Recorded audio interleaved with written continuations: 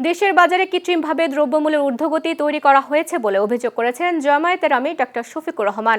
মধ্যস্বত্বভোগী ও চাঁদাবাজদের কারণে বাজার পরিস্থিতি অস্থির হয়ে উঠেছে বলেও মন্তব্য করেন তিনি।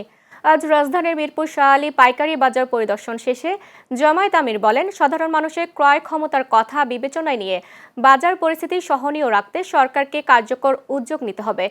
বিরোধী দলীয় নেতা আরও বলেন, সিন্ডিকেটের কারণে নিত্যপণ্যের দাম অস্বাভাবিকভাবে বাড়ছে। এ অবস্থায় জনগণের স্বার্থে সংসদের ভেতরে ও বাইরে বিরোধী দল সোচ্চার থাকবে বলেও জানান তিনি।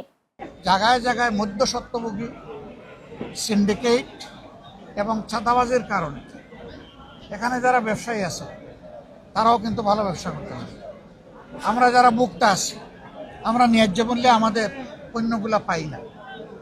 কৃষক তার উৎপাদিত মূল্যের ন্যায্য মূল্য পায় না, মাঝখানে অন্যদের পেটে ঢুকে যায়।